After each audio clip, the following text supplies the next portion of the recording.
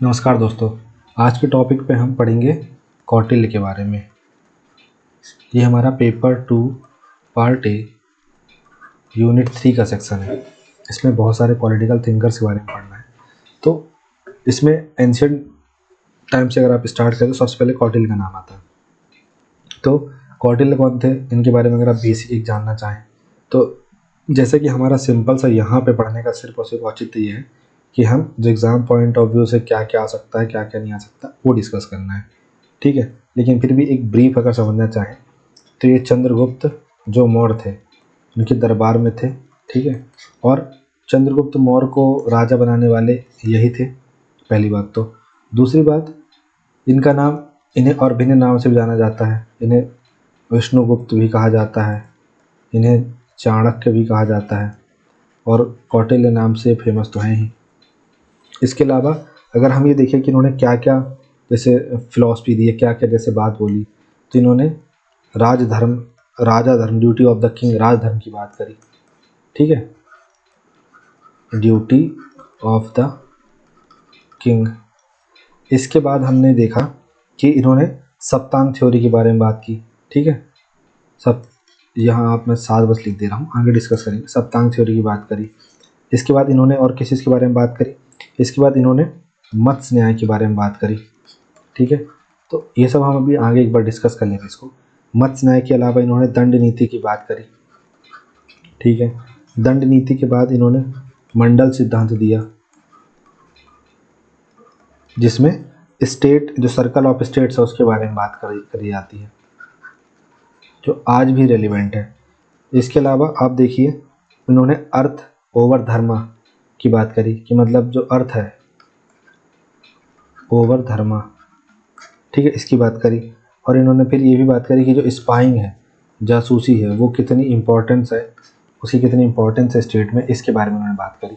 तो हम ये सब इसमें डिस्कस करेंगे। एक बार सभी पॉइंट को हम अच्छे से डिस्कस कर लेते हैं। जैसे देखिए, अगर मैं यहाँ पे बात करूँ सप्तांग सिद्धांत की, ठीक है, तो सप्तांग सिद्धांत में क्या क्या आ जाता है आपका, ये आपको तो बेसिक ऐसे ही पता होना चाहिए। सबसे पहले आपका राजा आ जाएगा, फिर आपका अमात्य आ जाएगा, फिर इसके बाद आपका क्या आ जाएगा, आपका दुर्ग आ जाएगा, फिर आपका कोष आ जाएगा, फिर इसके बाद आपकी सेना आ जाएगी, ये 5 हो गए। फिर इसके बाद आपका मित्र आ जाएगा, ठीक है, ये सब चीज़ें शामिल होंगी। फिर आपका दुर्ग, कोष, सेना, मित्र हो गया, किंग हो गया, मिनिस्टर हो गया, ठीक है। फिर उसके बाद आपका क्षेत्र आ जाएगा। ये 7 चीज़ें आपकी इसमें शामिल हो गई। दुर्ग आपका हो गया, कोष आपका हो गया, सेना आपकी हो गई, ठीक है, मित्र आपका हो गया, अमात्य हो गया, राजा हो गया, फिर क्षेत्र हो गया। इसके बाद आपका जैसे राजधर्म की बात इन्होंने करी, राजधर्म मतलब राजा का धर्म, ठीक है, समास है ये। तो the king must protect the state, ensure justice and promote the welfare of the people. तो राजा को कैसा होना चाहिए, राजा को कल्याणकारी होना चाहिए। साथ ही साथ में राजा को कैसा होना चाहिए, जो न्याय स्थापित करे। जैसे आपने अगर बाहुबली मूवी देखी होगी तो बाहुबली में जो अमरेंद्र बाहुबली यानी मैं, वो जो शपथ लेता है, तो बस वैसा ही राजा को होना चाहिए, वही उसका राजधर्म है। इसके बाद अगर आप देखेंगे मत्स्य न्याय, तो मत्स्य न्याय आज तो नहीं चलता, कुछ जगहों पे तो आज भी चलता है। लॉ ऑफ द फिश, इसका मतलब ये होता है अगर लॉ नहीं रहेगा, ठीक है, या अथॉरिटी नहीं रहेगी, तो क्या होगा, जो स्ट्रॉन्गर होगा ना, जो शक्तिशाली होगा, वो वीकर को खा जाएगा। सर्वाइवल ऑफ द फिटेस्ट जैसा सीन होगा। अगर आज सरकार को हटा दें आप, ठीक है, तो आपको लगता है जो हाशिए पे वर्ग है, जो वंचित वर्ग है, उन्हें न्याय कभी मिल सकता है? उन्हें कभी न्याय नहीं मिल सकता, ठीक है। तो हाशिए पे है, और हाशिए अभी हाशिए पे है। हाशिए समझते हैं ना आप, जैसे एक ये आपकी कॉपी होगी, उसमें ये वाला हिस्सा हाशिया है, तो अभी यहाँ है, फिर यहाँ से ही बाहर हो जाएंगे वो। इसके बाद इन्होंने दंड नीति की बात करी। दंड नीति समझते हैं क्या होता है। रूल ऑफ लॉ जो है और पनिशमेंट जो है, ये नेसेसरी है फॉर डिसिप्लिन एंड ऑर्डर, ठीक है। तो अगर किसी ने कुछ जैसे टैक्स नहीं भरा या राजा की आदेश की अवहेलना करी, तो ऐसे लोगों को क्या मिलना चाहिए, दंड मिलना चाहिए, ताकि वो क्या हो सके, ताकि वो अनुशासन में आ सके और जो ऑर्डर है उनको फॉलो कर सके। इसके अलावा अगर हम देखें मंडल थ्योरी, मंडल थ्योरी में हम क्या पढ़ते हैं, जो फॉरेन पॉलिसी है ना, उसके बारे में हम बात करते हैं इसमें। Foreign policy based on real politics, ठीक है। इसमें हम क्या देखते हैं, जो नेबरिंग स्टेट्स है ये हमारे नेचुरल एनिमीज होते हैं, ठीक। आप ज़्यादा दूर मत जाइए, आप अपना घर लीजिए, ठीक है। आप 90% लोग, बहुत हो गया, 80% लोगों के अगर आसपास आप देखेंगे ना, उनकी अगर किसी से नहीं बनती तो उनके पड़ोसी से ही नहीं बनती, बस ये आप याद रखिए। हाँ, लेकिन उसके पड़ोसी के बगल वाले घर से ज़रूर बनेगी। तो जैसे हमारे इंडिया और पाकिस्तान की नहीं बनती, इंडिया चाइना की नहीं बनती, लेकिन इंडिया अफ़गानिस्तान के अच्छे से बनती है, इंडिया ईरान की बहुत अच्छे से बनती है, इस तरीके से। फिर हम देखेंगे कि इकोनॉमिक स्टेबिलिटी जो है वो जो मतलब वो चीज़ है, वो धर्म must align with practical needs. मतलब जो इकोनॉमिकल स्टेबिलिटी है वो किसी राज्य के लिए बहुत ज़रूरी चीज़ है, ठीक है। तभी वो राज्य बहुत अच्छे से रूल कर पाएगा। इसके अलावा इन्होंने जो स्पाइंग वाला बोला था, तो ये क्या करता है, ये राज्य को आंतरिक रूप से मजबूत रखता है, ये राज्य को बाहर खतरों से सुरक्षा प्रदान करता है, ये सब इन्होंने बोला था। अब कौटिल्य साहब ने कुछ कोट्स दिए थे, उस कोट्स के हिसाब से इनका ये कहना है कि जो दंड नीति है उसके बारे में इन्होंने कहा था कि danda is the protector of the people, it keeps them to the path of the duty. कि मतलब जो दंड होता है ना, वो इसलिए दिया जाता है ताकि वो जो गलत काम कर रहा है उसको पाथ ऑफ द ड्यूटी उसकी मेंटेन रहे, इसलिए उसको दंड दिया जाता है। तो ये हमने सब कौटिल्य जी के बारे में देखा समझा। अब हम इसमें आगे देखते हैं कि और उनके क्या विचार थे। तो देखिए सप्तांग थ्योरी पहले, अच्छा सबसे पहले आपको एक चीज़ और ध्यान रखनी है, जब आप एग्ज़ाम में कौटिल्य के बारे में लिखेंगे, ठीक, तो सबसे पहले आपको ये काम करना है कि अगर आप 7 मार्कर में लिख रहे हैं तब तो आपको इंट्रो देना ही है, और 10 मार्कर में लिख रहे हैं तो भी आपको इंटरव्यू देना है। और इसमें दोनों में बस आपको सेम आंसर देने हैं, लेकिन इसमें बस वर्ड लिमिट आपको कम कर देनी है, बस यही करना पड़ेगा आपको 200 वर्ड को 60 वर्ड में श्रिंक करना होगा। तो इंट्रो तो आपको, जैसे आपने लिखा कौटिल्य अर्थशास्त्र के रचयिता, ठीक, महान कूटनीतिक,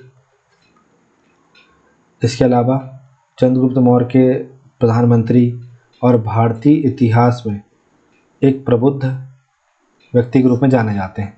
ये इनका इंट्रो हो गया। आप और जितना अच्छा इफेक्टिव इंट्रो बनाना चाहें वो बना सकते हैं। तो ये एक इंट्रो हो गया, ये तो लिखना ही लिखना है आपको, 7 मार्कर में भी और 10 मार्कर में भी लिखना है आपको।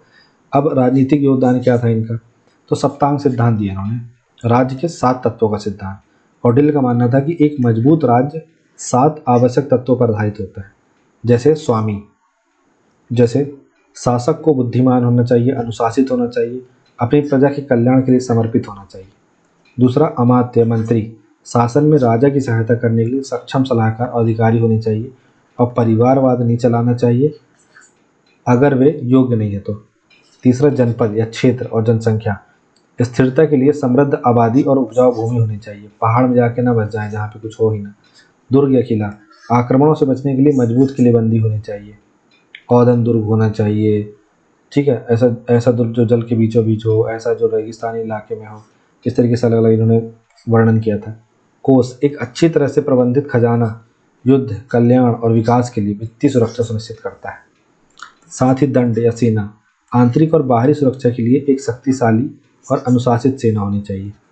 मित्र, क्षेत्रीय शक्ति गतिशीलता में संतुलन बनाए रखने के लिए रणनीतिक गठबंधन जरूरी है। तो अगर आपके मित्र नहीं हैं तो फिर ये बहुत बड़ा मसला हो जाएगा आपके राज्य के लिए।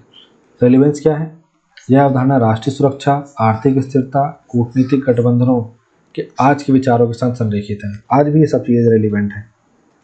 अब हम देखते हैं इनका जो मंडल सिद्धांत था, राज्यों का चक्र सिद्धांत था, इसमें क्या था, इसमें बताया गया कि एक शासक को रणनीति और कूटनीति का उपयोग करके पड़ोसी राज्यों के साथ संबंधों का प्रबंधन कैसे करना चाहिए। जैसे नेवर एज अ एनिमी, एक राजा का निकटतम पड़ोसी आमतौर पर एक संभावित प्रतिद्वंदी होता है। सीमा विवाद, संसाधन प्रतिस्पर्धा, सत्ता संघर्ष के कारण संघर्ष उत्पन्न हो सकता है। India Pakistan, India China, Israel Egypt, ये सब देखिए।